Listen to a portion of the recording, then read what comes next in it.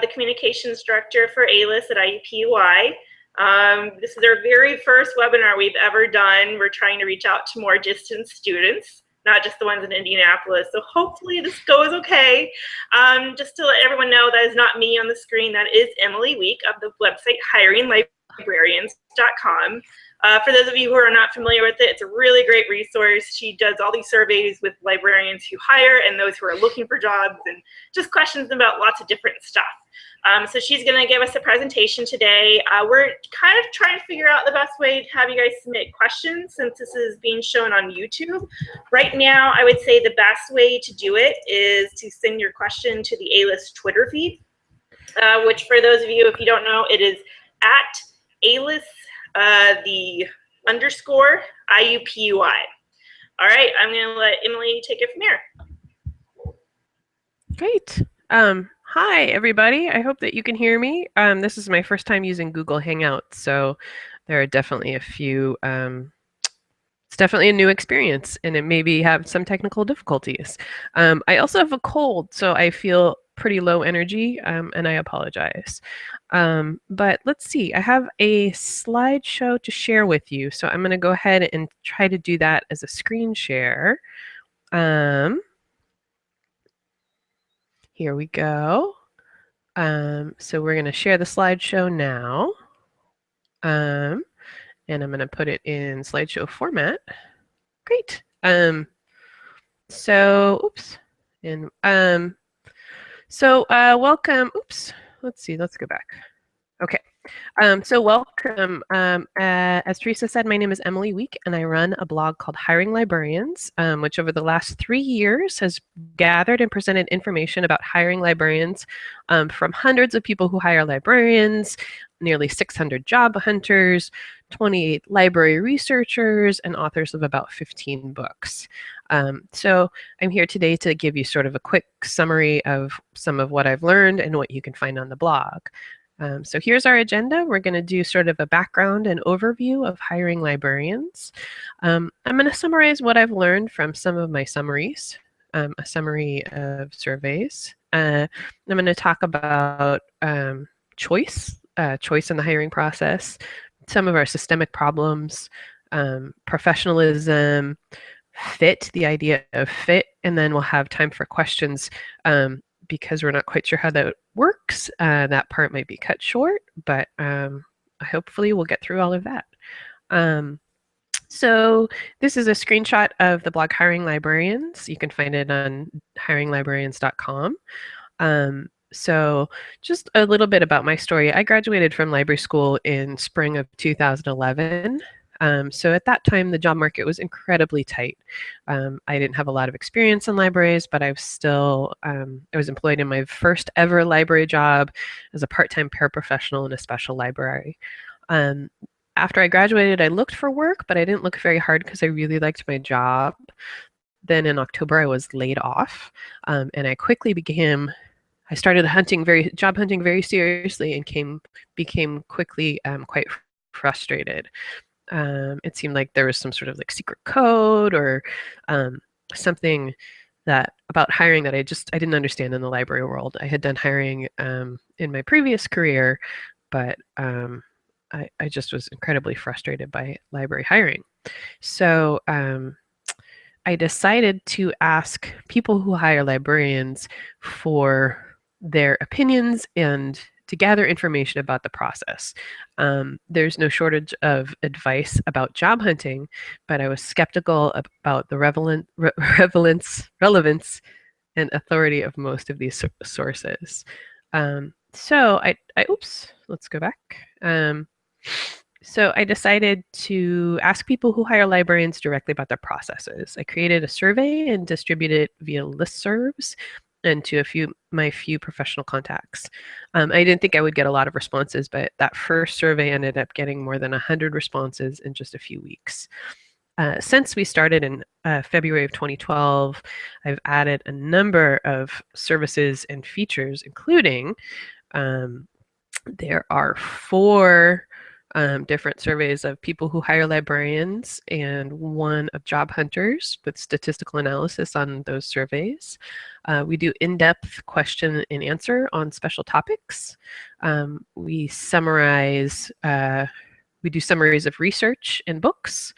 We do interviews with people who run job hunting websites, library school career center counselors, residency program managers, recruiters. I realize I'm reading the entire slide. I apologize. Candidates for professional associations. And then we have services. Some things that people really enjoy. We do resume and CV review. So if you have a resume that you would like a lot of people to look at, you can submit it to the blog and we'll post it. And then you'll get all sorts of random people to comment and tell you what they think. And you'll be able to see like the wide range of advice that you'll get about your resume or your CV. Probably the thing that people get most excited about is the interview questions repository. Basically, I've been asking people, what questions were you asked in your recent job interview? And they've been adding them to the spreadsheet for maybe 2 years now. So we have, I think, over 500 responses. Oh, is that right? Maybe less. We have quite a few responses.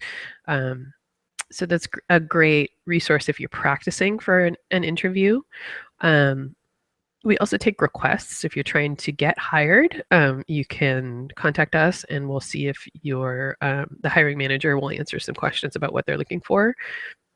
We also, on the other side, offer a service of critiquing job announcements for people that are posting them. That service has really only been used once, but I wish it would be used more. So on to, So for each of the survey responses, we post the individual responses. Most of them are anonymous, but some people will give their names in a bio. But we also post the statistical analysis. So now I wanted to just talk about the different surveys.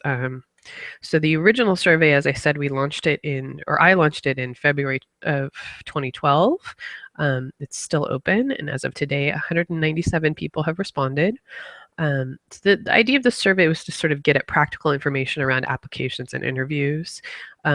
This slide presents responses to 2 questions. This is the response to how many pages should a cover letter be? And you can see that 49% chose only 1, and an additional 26% chose 2 is okay, but no more. In response to how many pages should a resume or CV be, 49 chose as many as it takes, but shorter is the better, and 27 chose 2 is okay, but no more. There may be there's some difficulty with this question because a resume and CV are by nature very different. So to look at the aggregate of those responses doesn't give a very clear picture. But generally, the general takeaways from the survey is to be mindful of the time of the hiring team. Other questions sort of highlighted that fit is really very important. You should go for jobs that you match with, and you really need to tailor your materials and your interview responses to highlight how you fit a particular job, what you will bring to that specific job, not a library job in general. And then a number of respondents looked at the flip side of that, in that you as a candidate should really make sure the job is right for you, that the interview is you interviewing the job as much as it's the job interviewing you. So the next survey was co-written by a woman named Jill from the website Librarian Hire Fashion, which looks at what people wear to interviews. This survey was opened on September of 2012. And it ended up being a fairly controversial survey. So I actually closed it on December 31st of 2013. 248 people responded. Some answers were fairly innocuous, but others were really enforced gender stereotypes. And I came to understand that it wasn't just the responses that were hurtful, it was the questions as well.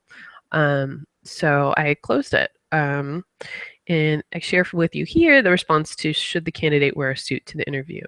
So you can see that most of the respondents chose probably yes, but it's okay if the candidate wears something a little less formal.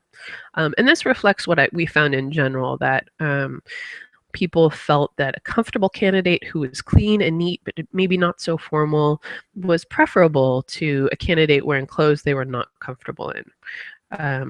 This survey really began to convince me that professional is really a subjective and often meaningless term. So this might be of interest to those of you in library school in the audience.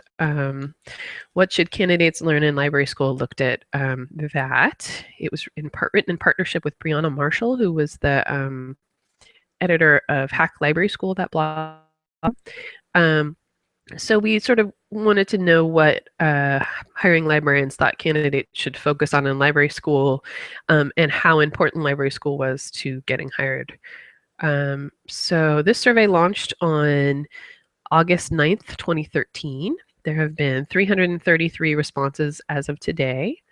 One thing we looked at was the idea of core topics. This slide kind of looks at that. So the top 5 responses to this question were reference, collection management, project management, library management, and soft skills. For example, emotional intelligence and communication. So you can see that the list of coursework is quite large, and the average number of options that a single respondent picked was 10. So it's helpful to think about these as topics rather than the courses you should take.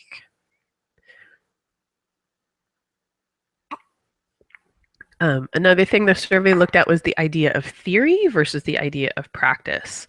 So we found that while hiring librarians thought that theory was an important part of library school, practical experience was what was really vital for being hired. They thought that library students should make sure to do an internship, to volunteer, to go on a practicum, that students really should get a hands-on experience by any means necessary. The next survey, what I affectionately call Job Hunter's Revenge, has garnered the largest number of respondents, 576 people. The survey was co-written by Naomi House, who writes the website I Need a Library Job. If you haven't yet looked at this website, I really recommend it. They link to job announcements from all over the country, all over the world even. And looking at these kinds of announcements now while you're in school will really help you target your education and your experiences to be most qualified for what you want to do when you finish school. In this survey, we learned that hiring institutions are not always the best at communicating with job hunters, and that was a great source of frustration, and that people were most interested in learning the real deals about their potential workplace, such as in the slide where people say that meeting department members or potential coworkers is very important to deciding if you want the job. Job hunters also stress the importance of staying positive, even if the job hunt got discouraging, long, and tedious. So this is the most recent survey, which is the state of the list job market. So I launched it on January 6, 2015, and 267 people have responded. It's also still open. So this is really trying to determine what the market is like right now. When I started job hunting in 2011, people were reporting that there are hundreds of applicants to each available job. With this survey I found, on this slide in particular, 44% of respondents reported that they had 25 or fewer applicants, and an additional 37% found 25 to 75 applicants. Of those applicants, the follow-up question asked how many would be considered hireable, and people reported that only 25% of applicants they would really consider hireable. So maybe less competition than you think for available jobs. I did also ask if the number of available jobs was changing, and that people did not generally report that it was shrinking. I think the market is definitely a little bit more hopeful than it was in 2011. So since beginning this blog, I've come to understand the importance of choice in the job hunting process. Job hunting is something that can often make people feel powerless, but the reality is that you have a lot of choices. You choose where to apply, you choose how much time to take with your application, you choose to accept a job or not. You may run across advice for job hunters is often dispensed in musts. You'll see the 10 things you must do to get hired. But the reality is that people who hire librarians are diverse. They want different things. They have different ideas about what professionalism is and different standards for applications. So please do not let anyone tell you what you must do to find a job. You need to be you, and you need to find the job that's right for you. So, I really truly believe that. But I do also want to acknowledge the fact that I am a nice white lady in a field that is overwhelmingly full of nice white ladies. And so ideas of fit and finding the job that are right for you need to be placed within this framework. It is incredibly easy for me to say, find your fit. Librarianship fits me. But if you are not a nice white lady, your experience may be different. You may face challenges that I have not experienced. One thing that I think is kind of detrimental to the diversity of our field is this idea of professionalism.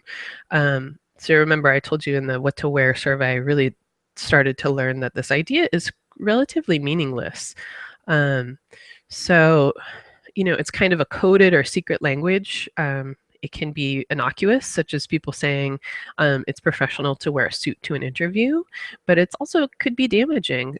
For example, does a woman have to wear a pantyhose and a skirt in order to be professional? Are saris professional? Is natural hair professional? What about behavior? For example, did you grow up listening to two professional parents talk about their work, and did you gain an understanding of acceptable speech and behavior that way? Or maybe are you the first person in your family to go to college? Those two people will have very different experiences and understandings of what professionalism is. So this slide is kind of silly. This is a picture of me getting a knuckle tattoo. And part of my desire to get this tattoo was based on my personal decision to reject that concept of professionalism. So it's a reminder to myself to be authentic and to be accepting. So I say to you, you don't have to get a tattoo, but I would urge you to practice those things as well and to remember that professional is a subjective and arbitrary concept. You can play professional, but you don't have to. Are we stuck here? Oh my gosh. Uh-oh. There we go. Hey, hey, hey. Huh. Oh, I'm getting, okay. Something happened. I hope you are still with me. I am with you, Emily. I can tell you okay. that. Hooray. And are we back at the slideshow? I can switch it over to me if you're done, or... I've got 2 more slides. Can you see the slideshow? No, it went away. No. I'm getting an error message. Uh-oh. It's back? Yes. Okay. I think I just had a hiccup with my computer. So you should be seeing a slide that says find your fit with a lady holding up a poodle. So I wanted to get back to the idea of fit because it can be a code for just like us. But I urge you also to consider fit from your own perspective. Will the job you're applying for fit you? Or will it be like a pair of shoes that you can't wait to take off? If you're having trouble finding a fit, can you make something totally new for yourself? Naomi House did this with her website, I Need a Library Job. She was able to grow her idea from a short email list to an incredibly popular site with volunteers from all over the world. You are in charge of your job hunt. You can make choices and find something that is right for you. It may take patience, but I believe that it will happen. Okay, so that's it. I do have this question slide, but I think I'm going to go back to the Hangouts and stop screencasting if I can figure that out. I will take over if that's okay, great. Emily. Yes, perfect. Do that. Okay, let me... Hold on, give me one moment, guys.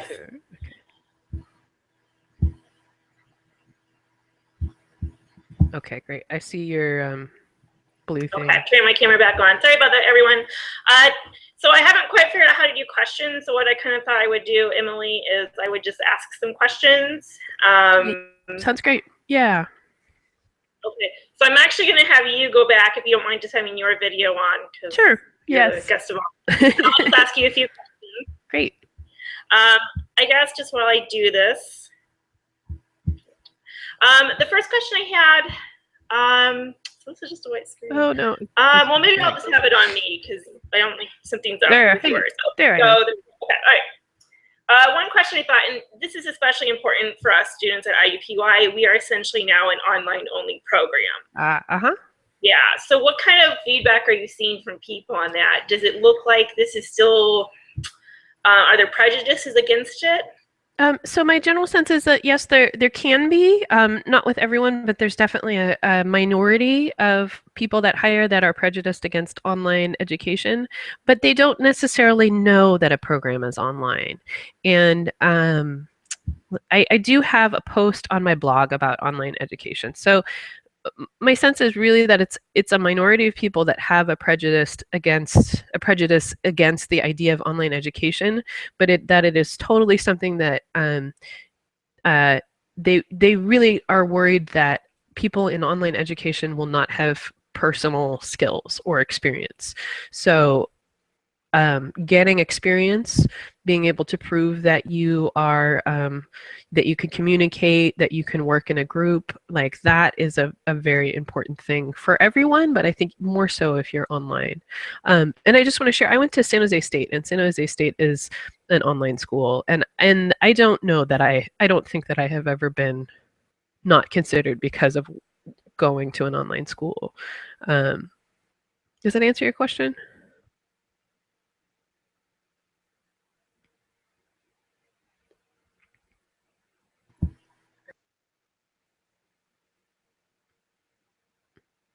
Nope, I can't hear you if you are talking. Okay, can you hear me now? Hello? Now I can hear you. Sorry about that. Yeah, that answered it. So it seems like if you're interested or you're concerned that an employer might, have a mark against you if you attend an online program, you should try to maybe highlight other ways you can bring those soft skills. Absolutely. I think, soft skills was number 5 in what employers wanted people to learn in library school. And personally, I know that you can learn those online. And I feel like my online communication skills are much better than people that didn't have to go to school entirely online. But you may just need to, I think any student should be getting practical experience, should be doing internships or practicums or volunteer projects. Like that is really, really essential to getting hired. Online students, have that extra reason to do that. Okay. Another one, from all the surveys you've done so far, was there any conventional wisdom that just seems to have gone down the drain by the responses you've gotten? Yeah, I don't know. Like, it's kind of the always wear a suit thing. The response was that you probably should, but that it was more important to be comfortable. And that sort of, and I talked a little bit about like the idea of professionalism becoming kind of meaningless to me. So that really like you must wear a suit, or all of the musts really are not. I don't think any of them are true. Even then, like I always say, you must get experience. Maybe that's not true either. There may be a job and they don't want you to have experience. I don't know what it would be, but that could exist. But like, yeah, it's more, I think, like, or the idea that a resume had to be 1 page. So I never wear a suit to an interview. My resume is 2 pages. And I don't even write cover letters because I'm applying to public library jobs, and I found that they don't generally need them in my area. So those conventional wisdoms, for me personally, have gone away. I don't know that same things would be true for other people. Well, I was just going to ask, and my next question was going to be 1 page, 2 page, or multiple more page resumes, but it seems to be that they're more. Oh, you. Oh, I'm sorry. I was just going to say they're more open to multiple page resumes now. I think so. I definitely think for a public librarian you can have 2 pages. As long as you need 2 pages. I mean, it's sort of the main thing that I found is people want you to make your case for why you are qualified for that job. And if it takes 2 pages on your resume to highlight all the things that you've done that qualify you for that job, that's okay. in general, people, the less experience you have, the shorter your resume needs to be.